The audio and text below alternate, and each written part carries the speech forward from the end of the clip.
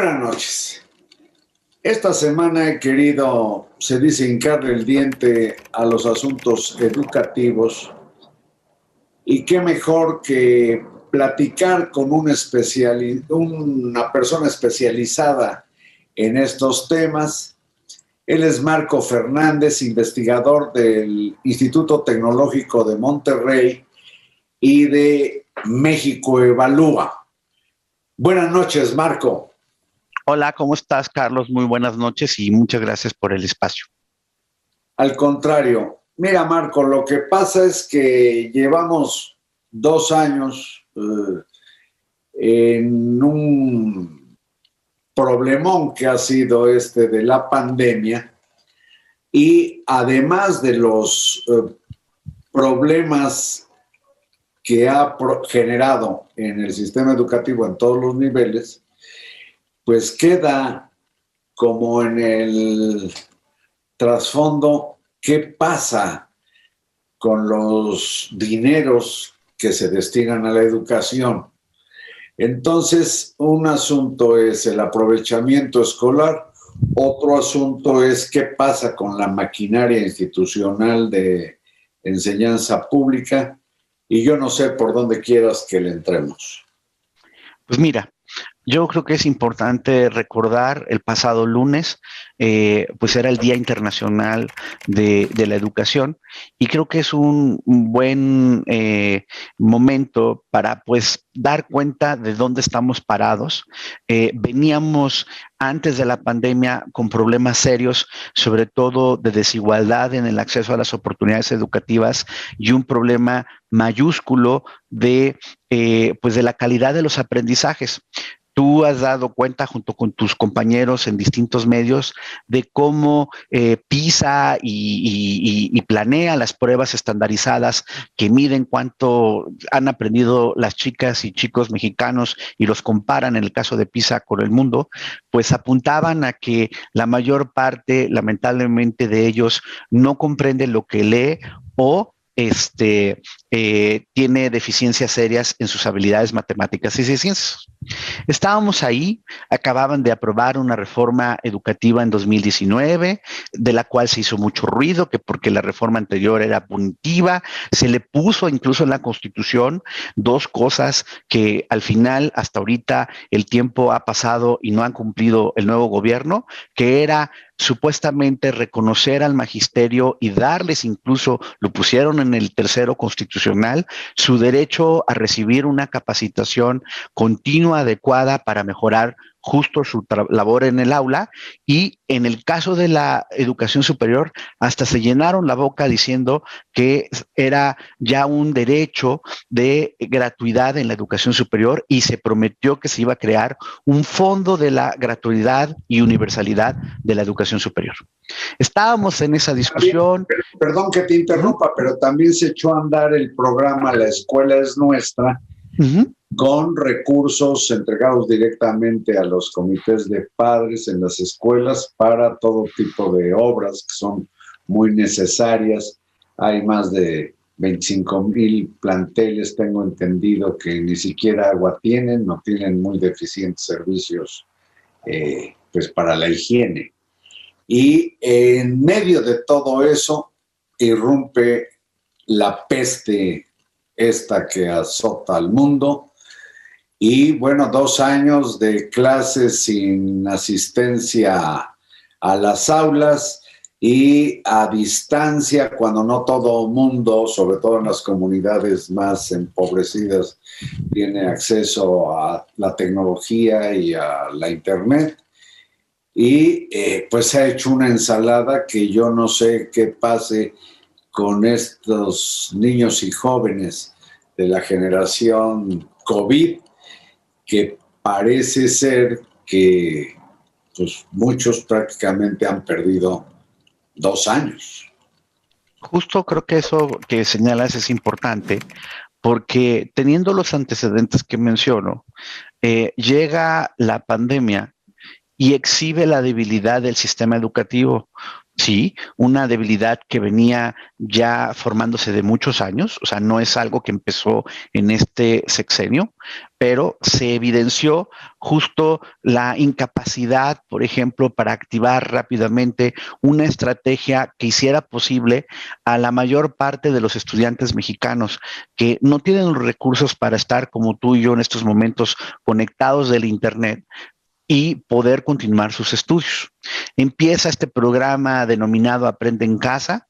Al principio se estaba transmitiendo solo por la televisión del Estado mexicano, por Canal 11, por Canal 22. Pues tú sabes, tú eres el especialista en medios, no tienen la cobertura en todo el territorio nacional y además, incluso en esos momentos de emergencia, al principio, pues recurrieron con lo que tenían a la mano y entonces hicieron un tutti frutti de programas educativos de España, otros de Argentina, no contextualizados al caso mexicano, algunos antiguos de telesecundaria, o sea, hicieron un pegote lo mejor que pudieron. Y llegó el verano de 2020, en donde se supone se tenía que preparar ahora sí los programas de televisión adecuados para poder transmitir pues un contenido que estuviera acorde al currículum de los distintos niveles educativos. Y en esas estaban, se pidieron a distintos maestros preparar estos programas, y aunque es cierto que mejoró respecto al Tutti Frutti el contenido de Aprende en Casa, pues si tú lo veías cuando empezaron incluso ya a transmitirlo en los canales de televisión abierta, hicieron un contrato para poder pagar estas transmisiones, etcétera. Una de las cosas básicas es que se evidenciaba que, pues, a veces los maestros van muy rápido. Tú seguramente alguna vez diste clases, justo cuando diste clases y cuando fuiste alumno, te acordarás que no todos aprenden al mismo tiempo, ¿no? Hay unos que van más rápido, hay otros que pues les cuesta más trabajo, y justo el aula permite esta interacción entre el alumno y el docente para ir aclarando dudas, etcétera. No había posibilidad de interacción entre alumnado y maestros. Muchas maestras. Los propios alumnos. Exacto. Muchas maestras, maestros hicieron lo mejor posible con sus propios medios. No hubo un programa especial, por ejemplo, como lo hubo en Colombia o Uruguay, para lograr acuerdos por lo menos con las telefónicas para que este aparatito que fue el que terminó siendo el que constantemente lograba la comunicación por el WhatsApp con los docentes, pudieran por lo menos tener tarifas especiales de datos que facilitaran el contacto, el entregar los ejercicios y demás entre estudiantes y profesores, perdón, entre estudiantes y profesores. Estábamos en eso. Se hace una estrategia para tratar de minimizar, o más bien, se trata de decir, vamos a evitar que se abandone la escuela muchos jóvenes, muchos niños, pero nunca hay un rumbo, decir, estos son los puntos que vamos a hacer para evitar el problema del abandono escolar. Llegó se ha profundizado, ¿no? Lamentablemente, el abandono de los estudios. Pero esto además en todos los niveles, tengo entendido. A nivel global es al menos para el ciclo escolar 2021, no tenemos cifras confiables para el 21-22 e incluso las del 2021 hay que tomarlas con ciertas reservas por problemas de cómo se ha reportado desde los directores de las escuelas a las autoridades en los estados y estas a la federal, las asistencia y la matrícula. Tenemos un aproximado de que han pasado varias cosas. A nivel global, se cayó el 2.2% de la matrícula. Esta caída ha sido todavía mayor en el caso del abandono de los chicos, sobre todo en la media superior. Ese es el primer problema. Tenemos un aumento del abandono escolar. Y ese 2 punto y fracción, pues es de... Son cerca de 800,000 estudiantes. 800,000 niños y jóvenes que ya pues quedaron fuera del sistema de enseñanza. Sí. A eso se le suma que también se empieza a ver problemas en donde los chicos que iban a transitar del tercero de secundaria lo pudieran hacer de manera adecuada a la media superior. También hay una caída en esos chicos que continúan sus estudios. Súmale. Nosotros, por ejemplo, justo desde la iniciativa de educación del TEC de Monterrey, hicimos una encuesta y le preguntamos a los papás y a las mamás que tienen hijos en escuelas públicas cómo han visto ellos las afectaciones en el ánimo, en la parte emocional. Y lamentablemente nos reportan que 7 de cada 10, pues que están viendo a sus hijos enojados, tristes, realmente preocupados, porque pues hemos visto que esta pandemia ha causado en familias múltiples problemas. El problema de la violencia intrafamiliar en algunos casos, lamentablemente algunos, pues varios chicos han quedado huérfanos, alguien ha enfermado en casa y obviamente todo eso impacta en el ánimo, y si el ánimo está caído, pues la posibilidad de aprender cuando además lo estás haciendo muy imperfectamente porque no puedes conectarte constantemente con tu maestro, disminuye.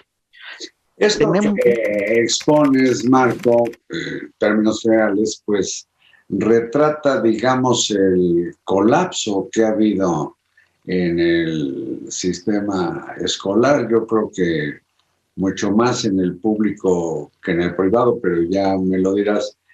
Pero hay otra parte que conviene rescatar, y yo pienso que ahí en el TEC y en México Evalúa han estudiado, que con los recursos federales para la educación, que con el manejo de los dineros. Yo dejo planteado solamente dónde está todo lo que significaba el gasto, por ejemplo, o inversión, porque estamos hablando de una materia educativa, que con los desayunos escolares. Debe ser una millonada que en algún lado está y no se sabe qué ha ocurrido con ese dinero. El tiempo de esta emisión se agota. Marco Fernández, yo te pido que aguantes aquí para que sostengamos otra conversación para mañana. ¿Te parece? Con mucho gusto. Muchas gracias, Marco Fernández, investigador en asuntos educativos del Tecnológico de Monterrey y de esta agrupación tan acreditada que se llama México Evalúa. Buenas noches.